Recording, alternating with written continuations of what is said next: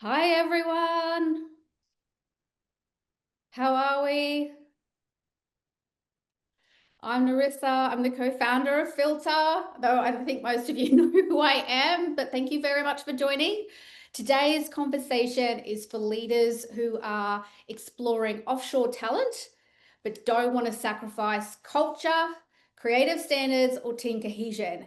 And we're joined by the amazing, my favorite Kiwi, Jason Knuckles, GM, Commercial Platforms, Digital Products and Experience. Whew, from NZME, who has scaled their administration and creative team in the Philippines without becoming soulless. Hi, Jason. How are you? Good. I can confirm I do have a soul, and yes, that's a good intro. Thank you. You are welcome. So everyone, well, Jason, you and I know all industries are feeling talent squeeze, cost squeeze, salary squeeze, and with most people who are looking to offshore, particularly in the creative space, what they're always worried about is, will your culture suffer and will quality drop? So for everyone here today, this webinar is about how to do it right. So you're in very safe hands because Jason does do it right. Yay. And we're going to hear from him now. We ready? Raise your hands. I'm ready. Okay, I'm ready for your gold nuggets, Jason. So, Jason, let's start simple. What made you guys look to offshore in the first place? That's okay. Good question to start with. So, when I started at NZME about 3 years ago, I came in looking at mostly digital advertising operations functions, and there was a huge strain in, just general workload, and a lot of that work is manual.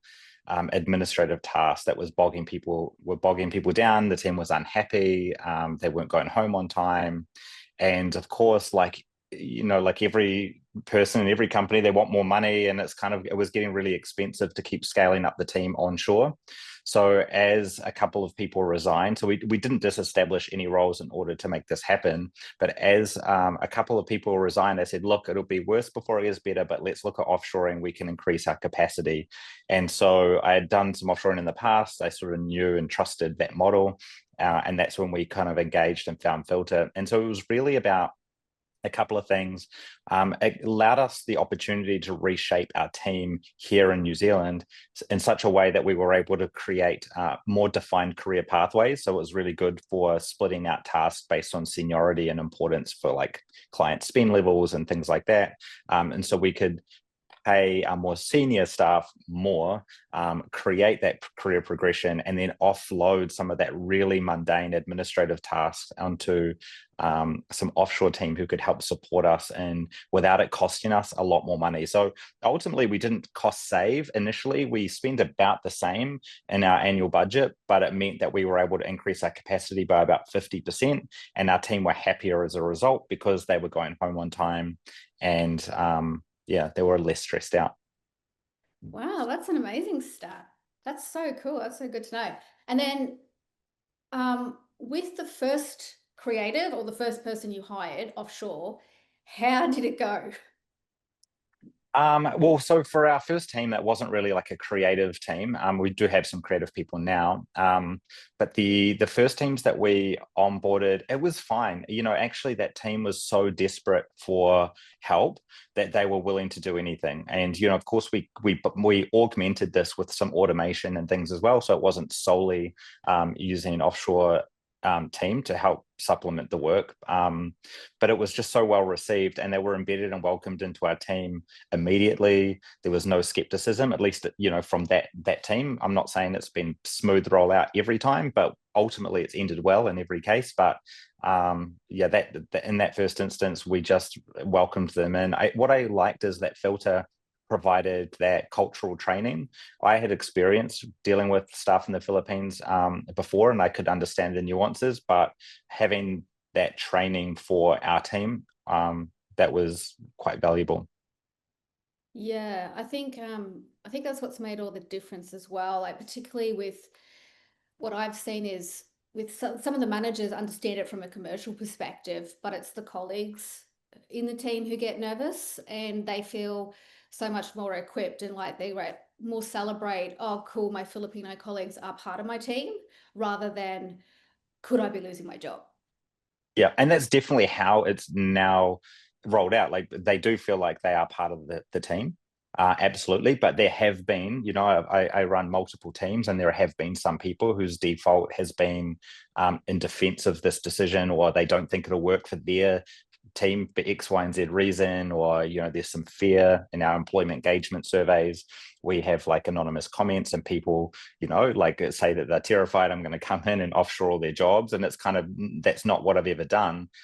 It's always been someone's left, and I've decided to replace them offshore where it's like a administrative function or something where we don't have the budget, but we have more capacity, and we need to make do with the budgets we have. And so as we do roll into offshoring, the teams get to know the people in the Philippines and realize actually they're just people like everyone else, and they all get along fine, and actually go, wow, they're making a big difference. And so it ends up being a positive thing in the end. Yeah, awesome. And if we could just change the next two slides, we'll go to our, yep, next slide. Yay! Hopefully you can see that, Jason. But Yeah. for us, I think there's always moments. And was there a specific moment that maybe your managers that reported to you have said, or you realize like it's not about, oh, this is our outsourced Philippines team, it's we're a team? Yeah, so I would say the approach that I've taken has been, or the language I kind of use internally when I'm talking to, the exec team, is that we're augmenting our team. And so it is a team, it's just augmented, and it's, they don't have to be based in New Zealand. The moment I was able to really articulate that well is, last year I went over, obviously, for the first, as you know, a lot of the Filta team is spread throughout the country, but I Yes. pulled all of our team together. There was about 22 at that time, I think. Pulled them all together in Manila for 2 days.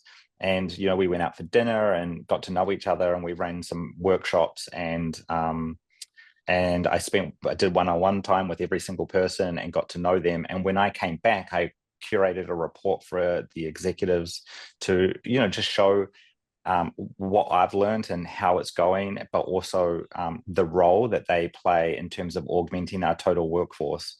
And so that meant it meant our exec had a lot more confidence in that strategy going forward. And now we've scaled to, I think we've got 33 people. There are some other teams that I'm not responsible for, also bringing some people on board. So there's some stuff I don't know about, but yeah, it's definitely growing as a result of that. Yeah, and I think when we've done together, we've done feedback from your team. It's always been highly positive. I think your NPS, so hopefully I'm using the right term, score is like 85%, which is super high from your collectively as a Philippines team. Um, so that's great. I love seeing the Philippines. I like seeing people in person as well. There's nothing more than building that relationship in person, and they can understand you better and you can understand them better. So with your Philippines team, what's something that you feel that they do better than your local one, if I could say that? Um, And how have you yeah, leaned into it? I mean, I don't know about like better or worse, or it's just, everyone's different. There's strengths to it. So a lot of our, most of the teams that I look after are largely operational, and we're dealing with, yeah, a lot of advertising products where stuff comes in late, or there's a mistake, or something is not quite loaded right, or it needs to be corrected. And often those things get picked up and noticed after hours. And historically, we've had a real issue with our onshore teams just picking that stuff up, or wanting all this extra money because they had to spend 5 minutes fixing the thing after hours, or like it's always like been this contentious issue. Whereas with the offshore team, the time difference for us means that they start a couple of hours later in most cases. So from, when our team go home at 5 o'clock, we have a 2 hour window where they're still working. So that works really well. That works better for us because it means that we have after hours support for at least a couple of hours. So we do pick up some last minute issues. And it also means that when our team come in the morning, they're coming into an empty queue and they're not stressed when they come in, log into their computer and say, "Oh my God, I've got all this work to do." And so that in that way, they're better, not so much better, but different because they're enabling us to be, just more organized in New Zealand. That's awesome. I hadn't thought about it like that, so that's awesome. And then in terms of policies, and I don't know if you've had to, but is there any is there one internal policy or practice you changed to better support your offshore team, even if it wasn't needed? Mm, This is a tough one because the way I manage the Philippines team is very much each people leader is responsible for their Philippines team and manage them in the way they would their onshore people in their way. I'm a very hands-off leader, I guess, in that regard. So I haven't put too much in to better support them other than, we obviously do employment engagement surveys. We use Peakon, Oh, and yes. we fire those out, and historically our HR team has not included the Philippines, so we've done separate surveys for them so that they feel included. So we've actually gone out of our way to make sure that they get heard in our surveys. So those are some probably little changes that we've done, but broadly we really do just treat them like an extension of our existing team in New Zealand, and we don't really treat them any different. Well, yeah, and we shouldn't, I don't think. There are some I cultural agree. differences, of course, but for the most part, we don't really need to change anything. Yeah, that's awesome. And then, because we have a lot of rituals at Filter, do you have any, like, is there a weekly or monthly ritual that brings your whole team together? And if Not the so, whole. okay. Oh, sorry. No, no, go for it. I was going to say not the whole Philippines again, because each department, there, I think probably 20 something of the 33 would be in various teams that I look after. But I also have a weird role in where I have some editorial brands that I'm responsible for, like our Driven Car Guide magazine, as well as all these operational functions, and those worlds just don't collide. And so I don't really bring those people together. However, around our operational functions, we do make some pretty reasonable efforts to bring them together.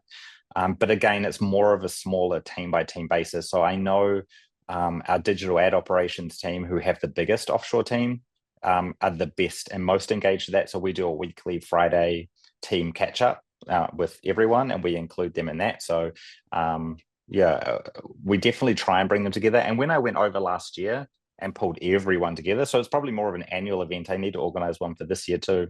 But when I pulled everyone together, that meant some teams that weren't typically working together were able to connect. Because at that time, I was running a lot of our lifestyle products and our editorial teams. And so pulling those editorial teams together with our operational teams together meant that they became friends, and those who lived nearby each other would go to WeWorks and work together on their own.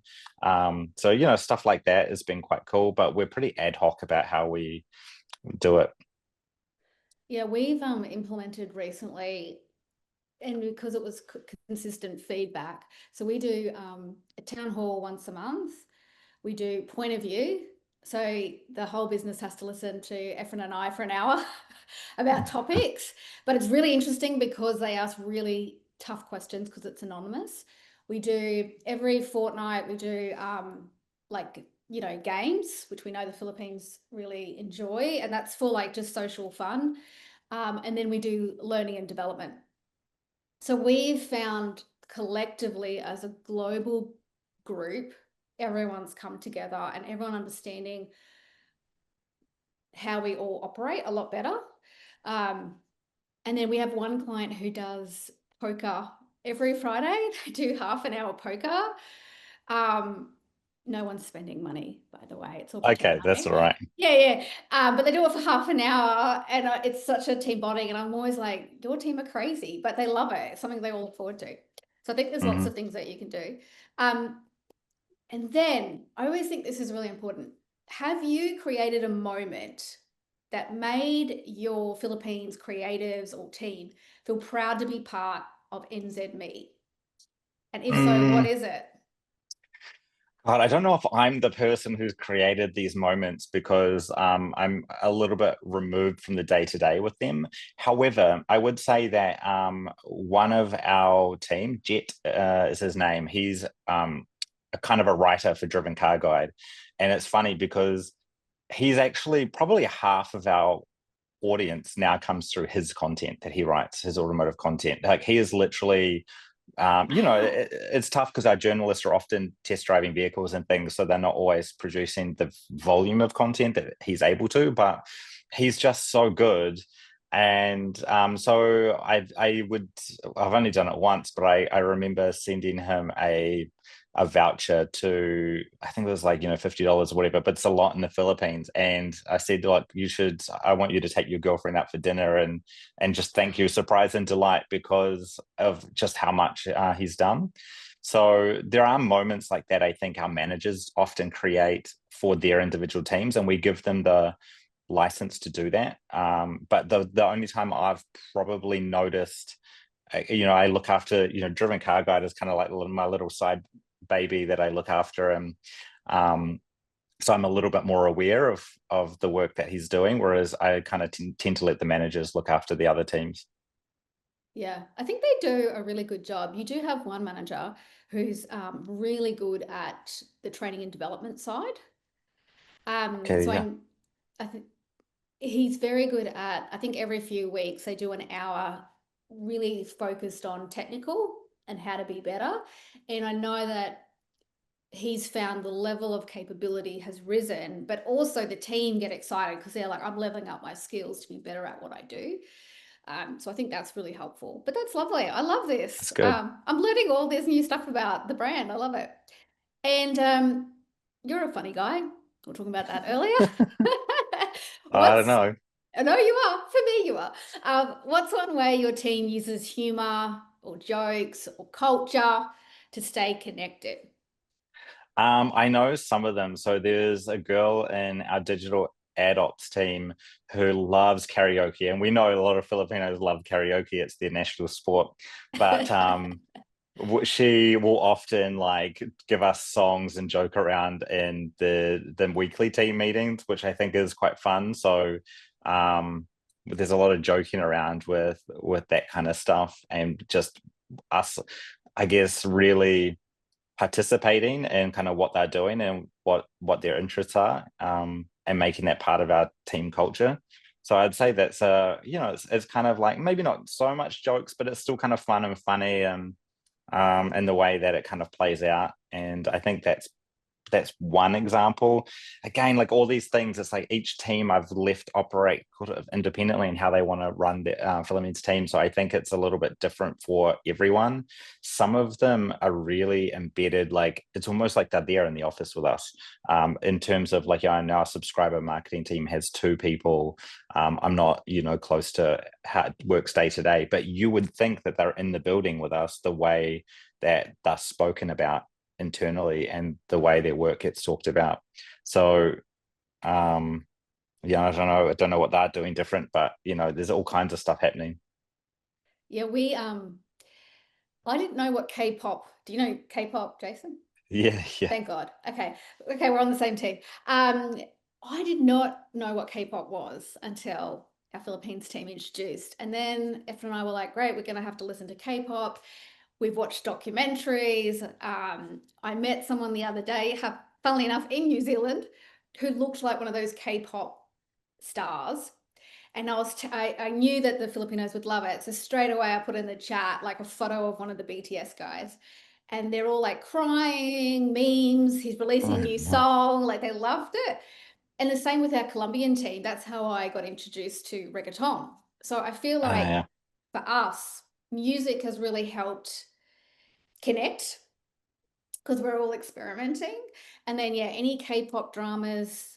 I love K-pop dramas now, or K-dramas. Yeah, they love that stuff. They do talk about K dramas and K-pop quite a bit in our team meetings. Yeah. Yeah, yeah. So that's something I'd always encourage. You've got to know your K-pop stars. Um, all right. And then this is really interesting because people don't often talk about when people are leaving or you've noticed like something's going on with your team members. So has there been a time you or your managers have caught disengagement early? And if so, what action has made the biggest difference in turning it around? That's a tough one. So I would say it's more of a recent thing that's come up. So you'll know that we switched time tracking softwares with you guys recently, and I don't know if I should talk about this on the call or not, but No, um, feel free. Be honest. sometimes. So when we started with Filter, you used Time Doctor, and then you changed systems. And when we had Time Doctor, we didn't use it that strictly, but we were able to see if people were engaged or not in quite a bit of detail. And once that was removed, there were some things that we started to see around workload. And, I'm a very data driven, analytical person. And so I knew on average how much every task takes to do. And I know how much work there is, and I'm tracking it, and I've got data everywhere. And so when stuff started to fall back, some of our managers who tend to be probably a little more compassionate than me, and that's a good thing, but tend to be like, oh no, my team offshore, no, they're working so hard. There must be something wrong with something else. It's not them. They are doing their work. And I'm like, well, I'm suspicious. So as you know, I put Time Doctor back on and was able to quickly see that there were some disengaged people in our offshore team. They were yeah, we're just clearly doing less than they should, and they were engaged. And so we're able to use tools like that to then, and how I'm using those tools is not to give those managers access to the data in order to micromanage, but I'm just nudging them and saying, look, some of your guys are disengaged, and I think they could handle more work. And and I know for a fact that they can. So you need to start leaning in more. And it's just like a reminder for the managers to make sure that they're keeping on top of that stuff. So those kind of tools are really important when they're remote working, because you want to be able to trust that they're all doing a good job. And a lot of them are. In fact, I'd say almost all of them are doing a great job. But I can't speak to the teams that I am not involved in. But just like people here in New Zealand, sometimes you've got people who are a bit shit. That happens. Or like that happens in New Zealand, it can happen there, it can happen anywhere. And so you just have to manage those things. I'd say though our success rate with the Philippines team has been better than our New Zealand team overall in terms of like reliability, tenure, and engagement overall. I think actually we've had better results from the offshore team. But yeah, it's all comes down to the managers and how they do it. All I want to do is give them the insights and the data that I have. But if they're a more compassionate leader than me, then that's great. They can lean into that skill and use use the data, but manage that in a soft way that works for them. Yeah, that's really interesting. I find so things that we find in our business is it's really simple things. Like they suddenly don't turn on their camera. So they've always, and it's like, what's going on? Um, that's normally a really early sign of let's investigate. Um, and I think it's We also get that a important. lot too. Do you? Sorry, yeah, they don't turn the camera on, but we kind of got a little bit sick of having to tell them every week, turn your camera on, turn your camera on, turn your camera on. So we're probably gotten a little bit slack with that. I think that's just like a shyness or like whatever. I don't know. As long as the work's, it's been like that for a while. They don't turn their cameras on for a long, long, long time, but the work's still getting done. And when you talk to their peers, their counterparts in New Zealand, so not their managers, but their counterparts that they work with, they're always like, no, they're so funny. They really like, we joke all day, we're all good. So I think when it comes to them and their peers interacting day to day, they're fine. But it's when it's a big team meeting, it's a bit daunting. And I just got a little bit sick of trying to get them to turn it on. Yeah. Well, we've made ours a company policy. So, so we have very strict rules, and even us still sometimes we have to say, can you please turn your video on? That's probably what I always say is the first indicator, but it sounds like the reasoning what you're telling me is really interesting, that it's not, sometimes it's shyness, particularly when it is a massive team and there's lots of senior leaders involved. That would make sense. So what about small behavior changes? It might be the same with Kiwis, I don't know, but what small behavior change do you watch for that signals someone might be pulling back? And what do you Mm. do as a business or with your leaders when you see it? So because we're sort of going into year three with Filter, we've had a lot of opportunity to create promotions. And so sometimes, it's just like when you get a kid in school who is playing up, and then it might actually just because they're bored of the material and they need more challenges. It's not always because they're pulling back. They're not pulling back because they're not doing a good job, or it might just because they're ready for something new. And we have actually promoted people who have been historically really good and started to slow down or be a little bit disengaged, or their moods changed. And we've created new roles and opportunities for those people.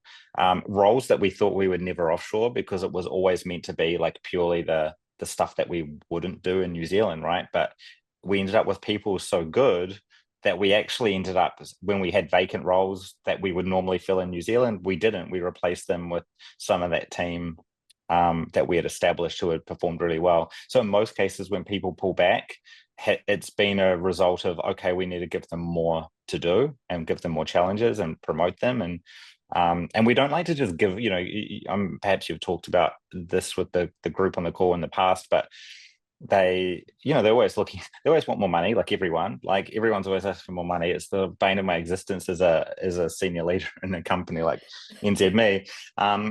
But I don't like giving, but I like to create opportunities for people when they want more remuneration, but I want to do that through okay, well, let's give you more responsibility, let's change your title, let's do it, like, let's make it, if we're going to pay you more, like, you have to do more. And so those are the kind of opportunities that we put in place for those who are pulling back. And we've done that several times, and we kind of move people through teams quite often as a result. Yeah, that's really interesting. I like that. Um, Now, your team is actually quite stable, which is lovely. So, have you done anything to reduce churn? It's like things proactively that you might have found has really worked in New Zealand that you've had to apply here, or do you have the same issues that you have locally? No, weirdly, no. Like, and I don't think it's that we've done anything different. Again, we treat them like we would anyone in New Zealand for the most part, like, I would say the same thing as, when they're pulling back, or the reason they're not churning is we're giving them promotions and opportunities like we would anyone else. I mean, again, it depends on the department, but if you're an ad operator, I don't know if anyone in this call is from like media or advertising who are familiar with the function of ad operations, but it can be a bit of a shit job, and it's a lot of repetitive, volume based administrative work, and it's we're ripe for automating some of that stuff these days, but it's tough, and for people to stick it out and do that for a long time, it's hard. So it's only natural that people would churn, and for some reason they don't really in the Philippines like they do in New Zealand. In New Zealand, we're lucky to keep people for like a year of doing that kind of work, a year and a half. Mm. um Yeah, I I know don't think, some. yeah. I think that was really interesting what you said about the ad ops team because I know when I was talking to some of the managers, the biggest frustration was the churn. Yeah. And they were hiring people and locally, and some of it, as we all get, regardless of country, is take 4 hours to do something that should take 5 minutes. Hmm. But the attitude was more like, this is boring, I want to do something else, even though it's been explained this is a repetitive job, but it is essential for the success of this team, of this business. And I've been told, like, even the attitude, like they said, I'm so grateful to have people who want to come in and understand that yes, it's repetitive, but they just really enjoy the work and they feel like they're making an impact. I think that the lack of churn also comes from their lifestyle. So what we have, when I went over last year and I did this one-on-one with literally everyone, I would ask them, what do they like, what do they not like, and what are their goals and aspirations, and all these kind of typical questions. But a lot of them were very happy with the idea that actually because they start a couple of hours earlier than they typically would for their time zone, um, they finish work when it's still sunny outside. They're working from home, so they get to go and spend time with their friends and family. And as you know, the Philippines family is like everything. Mm. So for them to get paid, and I know there's always that question from companies looking to offshore, and they think, oh, is it ethical? Well, actually, believe me, I've seen how well they live on the salaries we give them. And if you are working from home and you get to spend time with your friends and family, you finish a little bit earlier and get to enjoy some daylight every single day, and you're getting paid a good salary, and by their standards, it is, then why would they leave, right? And those who do are possibly those who are more ambitious and want more than just their friends and family and a work-life balance. But for the most part, it's a good gig. I think it's easy. In ad ops, particular, you drag a rectangle from here to there. Like, but not that's not all. It's a little bit sometimes more complex than that. But about 80% of it is dragging a rectangle, and so you sort of get to a point where, well, they've got pretty chill life, and I think that's why they don't churn. Mm. Whereas in New Zealand, they kind of make everyone come in the office most of the time. And partly the reason for that is like, well, if you're not going to be here, then why wouldn't I? I sound like a villain now, but if you're not going to be here, then why wouldn't I just offshore it? And so yeah, I think that's probably a big part of it. Yeah, no, that's awesome. Thank you for that insight. And then lastly, before we go to questions, if anyone's got a question, feel free to put it in the chat. How do you create space for honest feedback, whether it's about their work, the team, leaders, from them, even if it's about you guys? Yeah, that's where we do when we do our employment surveys internally, the peacons. We do a separate survey for the offshore guys so that they can anonymously give feedback. We also use Microsoft Teams. I have a channel called All Use, like all use people, and is like 90 something people in there, and I can do like a little poll with anonymous feedback. So every now and then I'll post in, I do like quarterly all hands meetings with all my different teams, and I'll put in a poll so that they can ask questions or give feedback or whatever around that time. So every kind of quarter. I don't think they're giving a lot of feedback. Honestly, with their direct managers, they tend to be pretty honest actually about what they want. They're not really that shy to ask for what they want in most cases, or like That's tell us good. what they think. That's good. That means you guys have worked really hard to build that trust, Mhm. um, and have been very accepting of like those things and being very open, because it's not naturally easy for Filipinos to feel comfortable in that space. So I think well done to you guys. This has been bloody fantastic, Jason. Is anyone got any questions? And you're more than welcome to turn on your video cam, by the way, if you want. Do we have any questions? Feel free to put up your hand, put it in the chat, whatever it makes you feel. Oh, video is disabled. Oh, I'm sorry. Thanks for I, letting us know, Jackie. I've got a question for Jason. Okay, sure. That's John here from CHS Healthcare. How are you, Jason? Thanks for that. Good. How are you? Very informative. As Narissa knows, we've had a couple now we've been on the program for about 12 months, and I'm going through a second one. First one wasn't that smooth, but we've learnt quite a bit. I'm interested about the time doctor you mentioned. Yeah, so you mentioned that's been quite effective, and it's a monitoring performance software. Is it something easily to be downloaded, and is there any sort of legality side of sort of monitoring our employees, whether they're Um, offshore or onshore? Narissa probably hates me for bringing up time doctor because No, not at all. but look, I don't know about the legalities. I just did it. But I can tell you the we legalities. It's all good. okay, yeah. So yeah, definitely that's like a Narissa thing.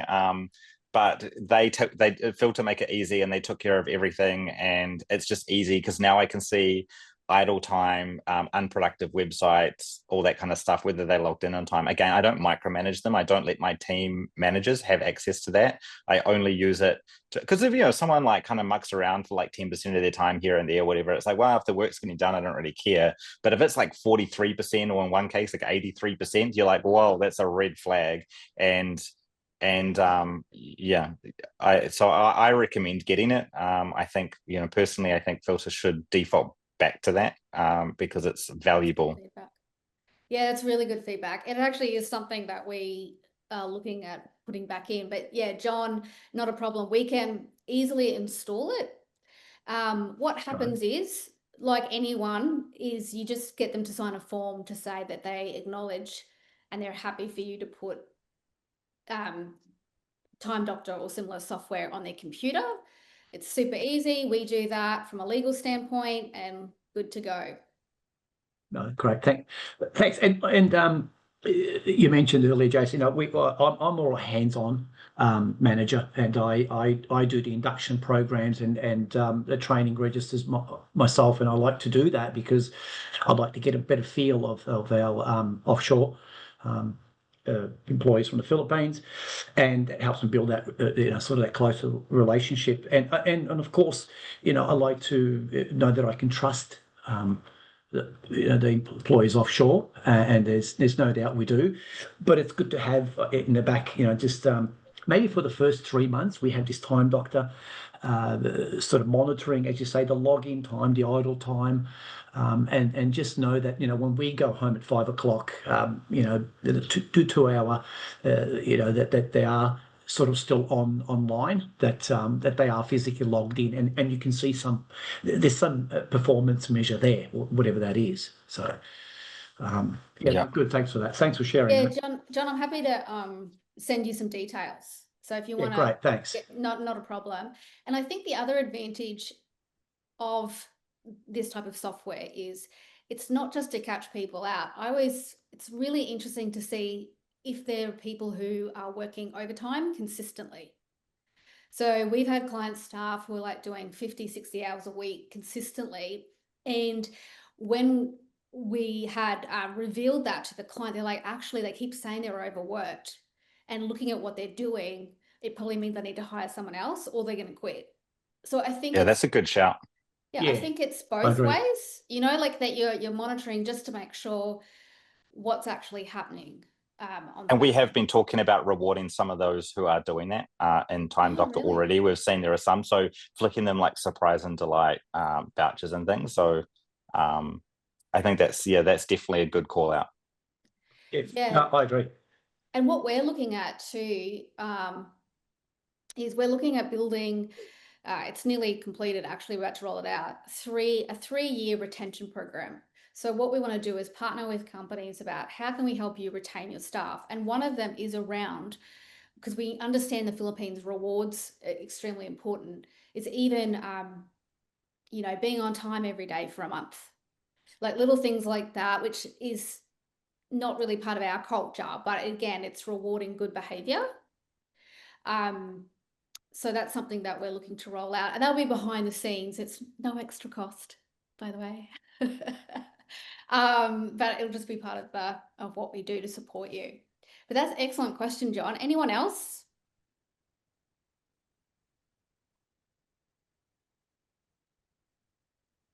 No? Okay. So if you do want to talk about scaling your team, you can always chat to me. The details will be in the chat. I'm pretty awesome, if I do say so myself. But thank you again for everyone making time. And also, I really want to say thank you, Jason. That was so valuable. I learned so much myself. So thank you for sharing and being so open. Thank you. No, it was nice. I'm happy to help. It's changed our business. So, the more I can help encourage people to augment their team with Filta, then happy to help. Thank you. Well, have a great day, everyone. Thank you so much for joining. Bye. Bye. Thanks. Bye. Bye.